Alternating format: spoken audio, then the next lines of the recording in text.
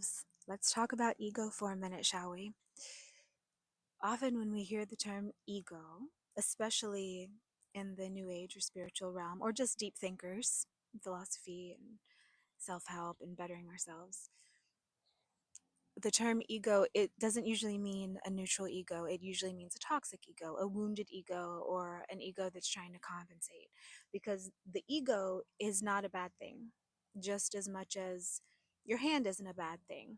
But if your hand punches someone or another way hurts someone, your hand did a bad thing. So ego is not a bad thing. In fact, it's my belief as someone who's very spiritual that the ego is the part that God created in their image, and also that the ego is how we evolve. It's our individuality.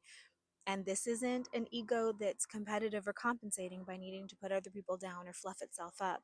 It's the proper ego, the uniqueness, the part of us that's creative, the part of us that enjoys and is our own unique personal self. So, this is how I like to think of the ego personally, because you can go both ways with it, right? A healthy ego sits in the middle of the spectrum. And on one side, you have how most people mean ego, which is too huge and pompous and overbearing and often not accurate. And the way I like to think about this is with a musical instrument. Say a violin, right? Violins, beautiful instruments. They take some practice to be really good at, whatever. So you have a violin, and if the violin said, I am a cello, and tried to be a cello, it would break because a violin is not a cello. It's not so big, it's not so deep, it's not so resonant in that way. It's got its own thing. But if it tried to do what a cello did, it wouldn't work, it would break. But also, if we went the other way, which is the way that a lot of people do say is the proper way, which I don't believe is the proper way personally, you choose for yourself. If we were to go the other way, then the violin would say, I am nothing because I'm not the tree that I came from. The only thing that matters is the wood of this tree that I came from. And because I'm not that anymore, I'm not good and I can't sing my violin song.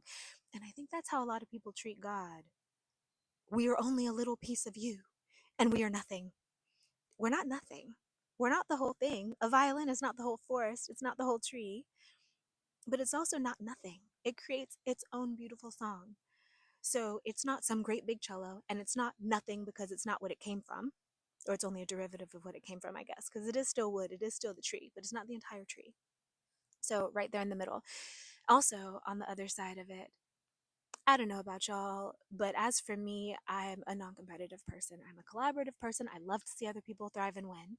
So when I'm around people who are badasses, I like it. It doesn't make me feel smaller. I like to be on a team of people who are good at what they do. Even that's just even if that's just my social group.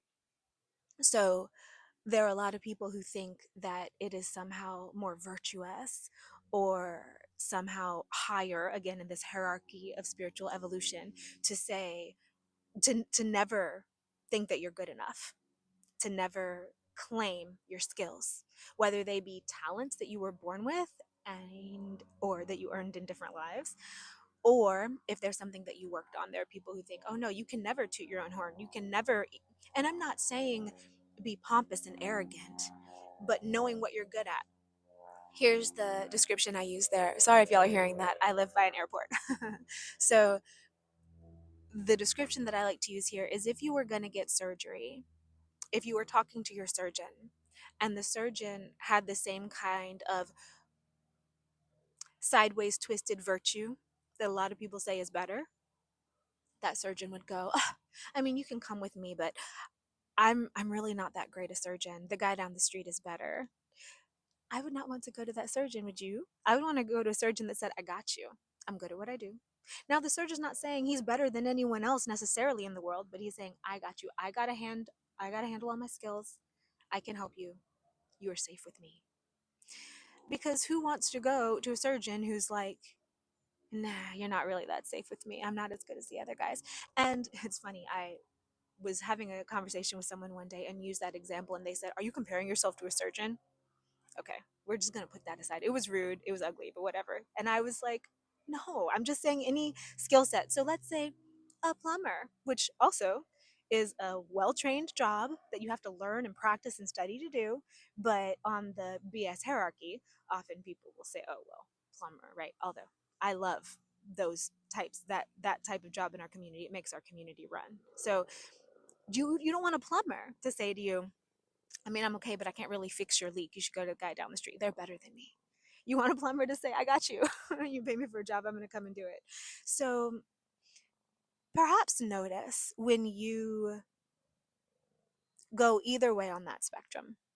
If you need someone to be not as good in order for you to be good, if when you see someone thriving, you feel smaller simply because they're shining in some kind of way, or the opposite, which I think is more likely for my watchers, those of y'all who are aware of my work. I think it's more likely that you're the opposite, that you downplay yourself too much, that you don't claim your skills and talents. And like I said, talents you were born with. Talents, you either just have a natural affinity for something, or perhaps you gained that expertise in a past lifetime. So this lifetime you didn't have to work for it, or you only had to work for it a little bit. You still earned it, versus a skill, something that you worked on day in and day out for years and years and years, and now you're good at. Often there's an intersection between the two, and we have a little bit of both in the things that we're good at. Take pride in it, and choose to be around people who like to see you shining, who like to see you confident, who build you up, and who love your unique you, your ego, because that's what makes us human: self-knowledge and our ability to create. So y'all, tell me if this was helpful. I hope so. This is something that's definitely helped me over the years. I find that it's important, especially as a healer. I want to, if I'm supporting someone and I'm there to be their safe space, I'm not going to go into the parts of myself then and there that are insecure or scared or small or whatever, super traumatized. That's not who I'm going to let drive the ship while I'm helping someone. I let the part of me step forward that is confident and strong, practice in their expertise, and knows, I got you. I got you. You can trust me. You can lean on me. I'm safe. So just thought, y'all let me know what you think. It's okay to disagree. I'm not trying to convince anyone of anything as ever. I'm just sharing my thoughts and perspectives in case any of y'all find that valuable, or it has some keys in there for you and how you understand things. Or if you resonate or not. If you're feeling a strong aversion, explore that and see where it's at. Maybe you have gems of wisdom there inside that you didn't even know you had. Okay, love y'all.